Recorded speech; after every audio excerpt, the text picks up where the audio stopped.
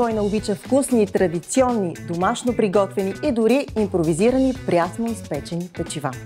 Аз лично не познавам такъв човек, а вярвам и вие. И ако трябва да съм честна, нямам търпение да завърши предаването, защото искам много да опитам нещо такова.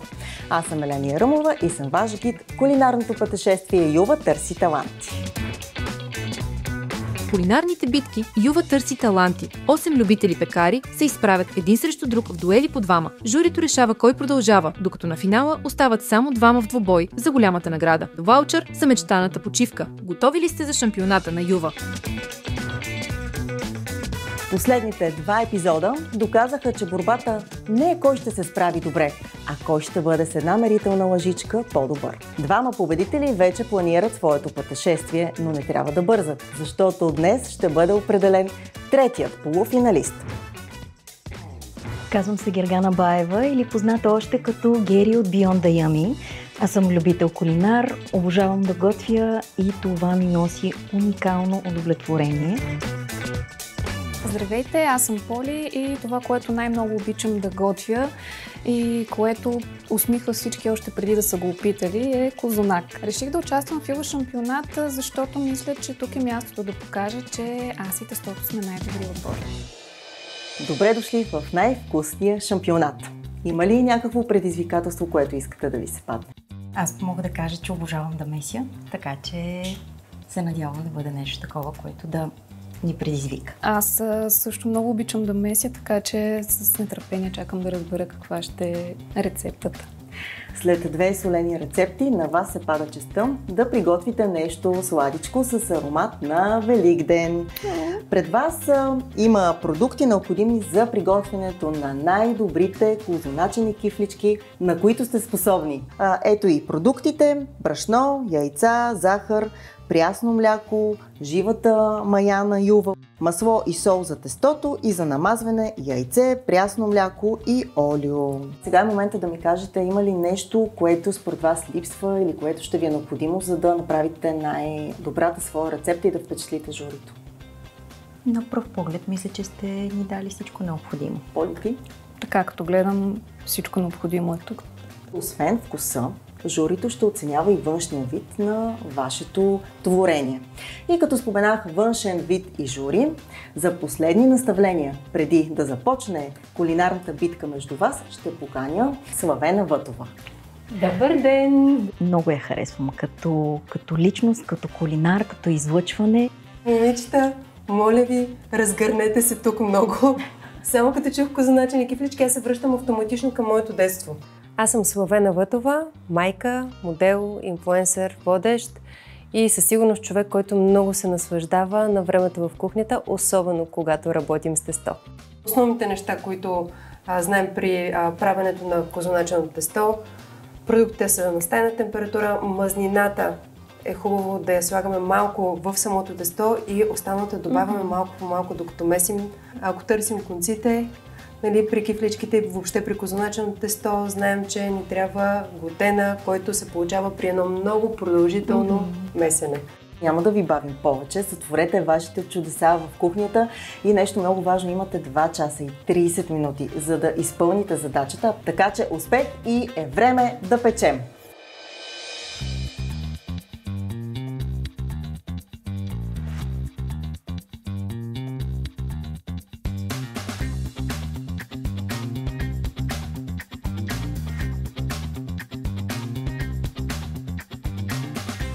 Трябва да даде малко време на маята и да си... Да, със сигурност ще трябва. Как правиш ти обикновено теста? С миксер или на ръка? Кой ти доставя повече удоволствие? Със сигурност по-лесни варианти с миксер или робот, но аз съм си свикнала по традиционния начин и си обичам да си усетя тестото, да си го пипна, да си го умеся. Истинска любов. Да. Предполагам при теб същото. Ами зависи колко бързам, ако трябва да съм честна. Има го и това, да. Зависи колко бързам.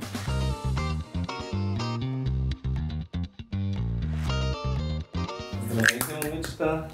Здравейте! Здравейте! Как сте? Здравейте! О, чудесно! До тук много добре. Виждам, че активирате маята вече. Да. Време на няма нужда маята. да чакате много маята, тя е достатъчно активна, така че отделете си повече време за месец. За да ни даваме толкова време. Добре.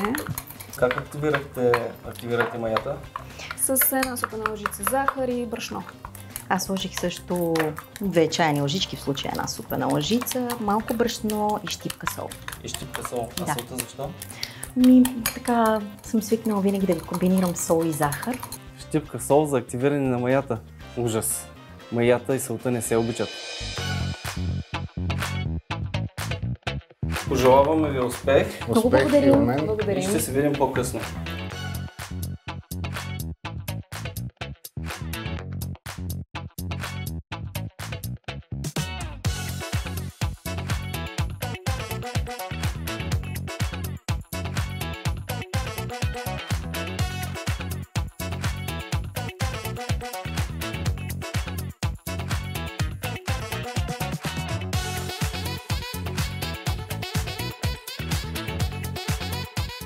Мисля, че се получи едно доста гладко тесто, в което постепенно, когато го оформих, започнах да инкорпорирам и самото масло.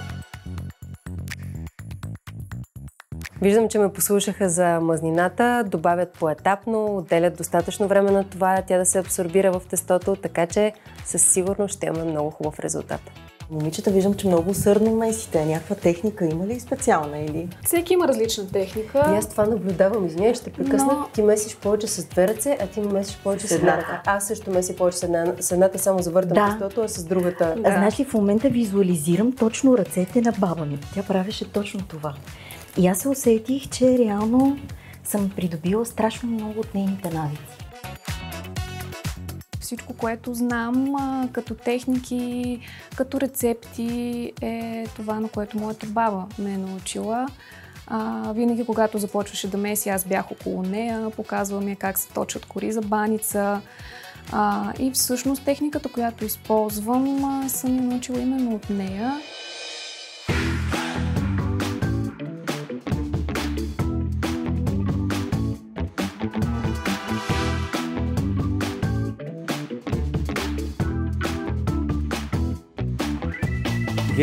Гери, спри с олиото, ще отдавиш тестото.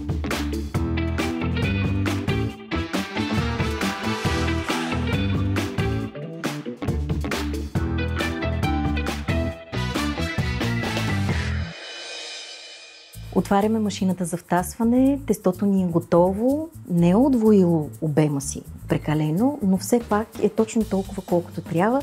Има малки балончета, които ни подсказват, че процесът с маята вече се случва. Сега примесваме отново и ще трябва да оформим вече кифличките. А имате ли си някакви, примерно, да си мислите нещо специално, докато месите, нали? Примерно някакъв ритуал, не знам, да ви се получат Да ще нещата? наричаш? Аз честно казано не, но пък за сметка на това гледам винаги да съм в настроение, да съм положителна и влагам цялата си любов, когато меся. Да, трудно се готви и въобще се меси, когато си под напрежение.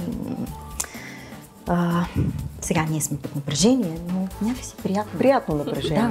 Да. Хубави така вибрации усещаш. Абсолютно, абсолютно.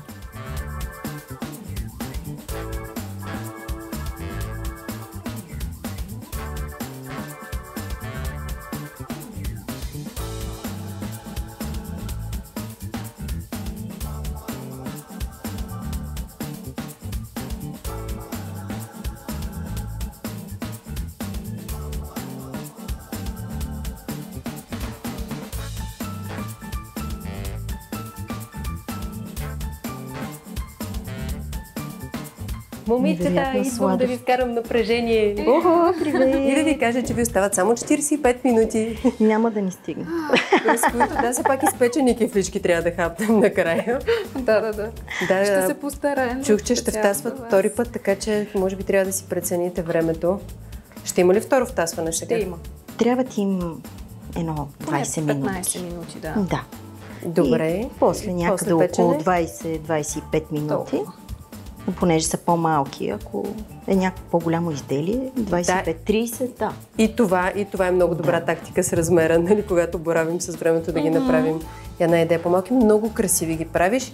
И забелязах този трик при навиването, който отрязваш отгоре. Нали, всеки може да си има нещо полезно за себе си. Ами това го правя, за да може кифличката да стане точно с тези по-дълги извити краища. Много красиво ти се получават наистина. Залагам на класическата форма, която според мен ще е печелившата. Много ми напомниш на начин, по който мама ги правеше. Тя така запечатваше абсолютно всичко. Не трябва да се затворят, иначе тези Още хубави нещо ще изскочат. Да, точно така. Гери залага на нещо по-нестандартно и нетипично, говорейки за козуначени кифлички. Разбира се, тук е много хубаво човек да прояви себе си, да твори, така че сме изключително отворени и към този вариант. Надявам се обаче по-голямата форма да не изиграе лоша шега при печенето. Да не ви изяждам от и без това малкото оставащо време. Напомням ви го без въобще да ви напрягам. И така лежа, ще си изляза и вече ще се ориентирам по аромата, кога е време да се върна.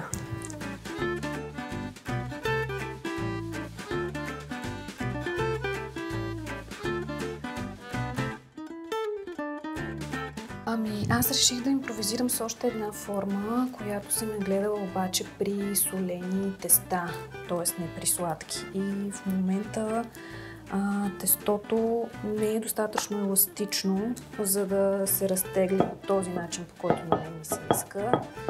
И доколкото виждам, ще се получи нещо, но какво ще видим вече, когато кифличките се изпекат. Виждам, че напредвате. Да, почти сме готови. Направих малък експеримент. Точно на круасанче. Това ли беше идеята? Да. Така. Аз съм готова да ги слагам, че няма време. И аз пристигам. Въпреки че времето напредва, все пак искам да имам и двойно втасване, за да се получи максимално добър резултат. И сега сме така. Браво! Да, искаме Супер сме!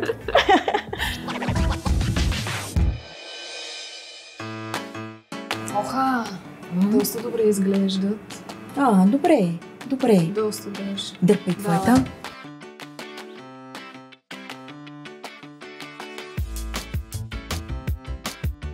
С какво мажеш отгоре? Ами, знаеш, че предпочитам да мажа само с белтък, защото жълтъка някак си изглеждат по-препечени. Да. Да. И аз мисля, че по-сейф вариант в случая, като не познаваме формата, е този.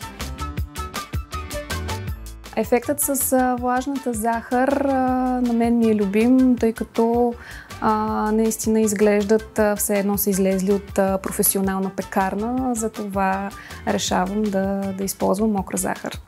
Захар, много захар. Абсолютно излишна според мен. Захарта трябва да бъде като малък детайл към основното вкуса на козуначеното тесто. Аз нещо съм си спестила тук захарта. Моята захар тотално изчезна. Нещо, нали имаме вътре лукум? Тия тук сте толкова. Готови сме. Пъхам моето и ако искаш... И аз съм веднага след теб. Ти ще пъхнеш и ще бутнеш моята тава.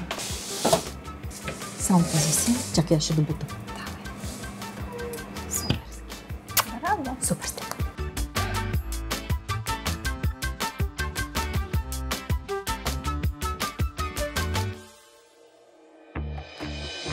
Мога да ви гарантирам, че ароматът, който се носи из кухнята, е неповторим.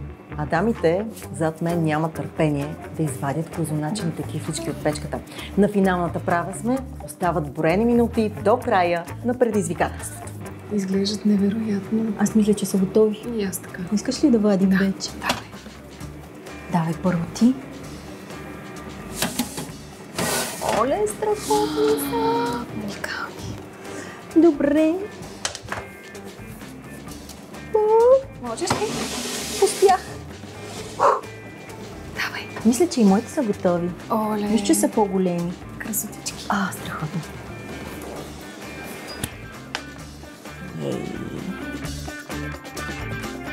3, 2, 1, край! Дами, току-що времето ви изтече. Каквото сте направили. Но току-що една от вас изпечели билет за полуфинала в Юва шампионат. Коя ще бъде тя? Ще я разберем след оценката на авторитетното жури, което ще оценява строго, но справедливо вашите прекрасни творения.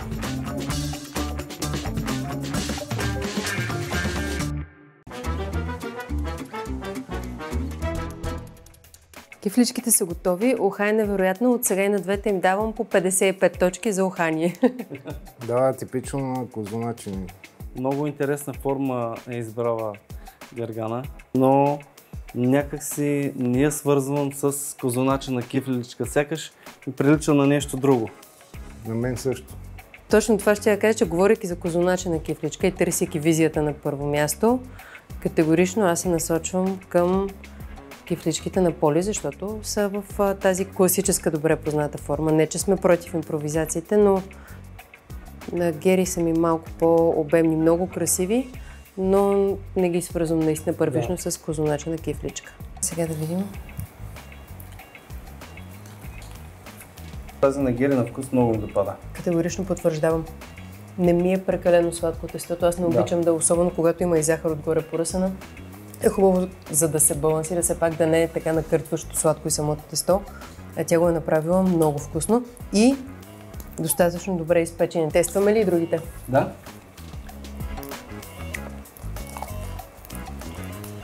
На мен лично ми е по-слабо.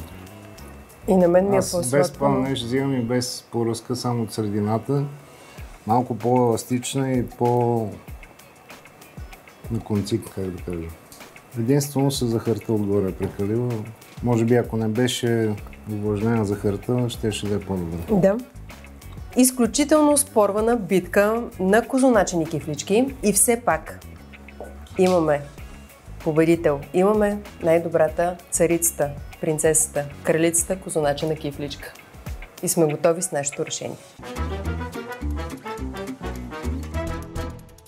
Момичета, журито взе своето решение. Веднага предавам щафетата на Славена, която ще обяви и победителя днес.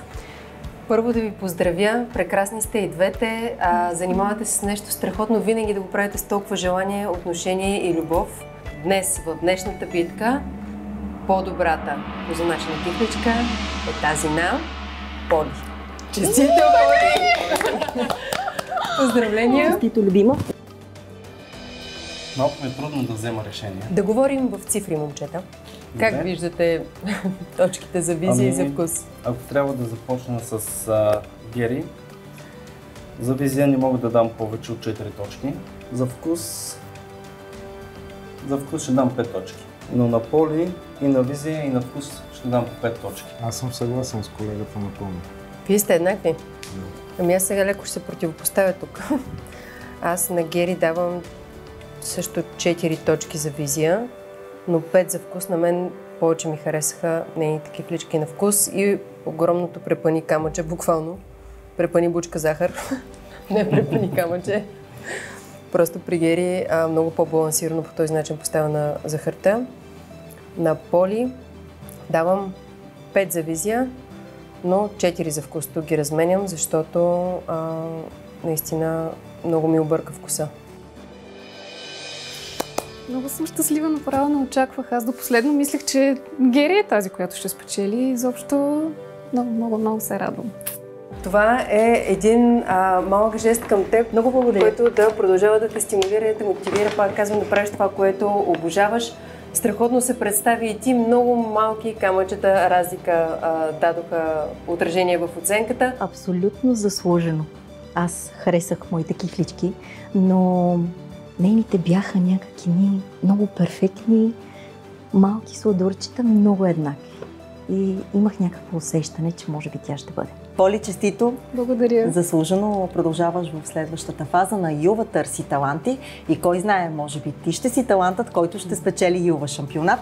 Съвсем скоро ще разбереш своята съперничка по пътя към финала, както и рецептата, която ще трябва да приготвиш. Успех! Благодаря много! Успехи от мен! Мерси!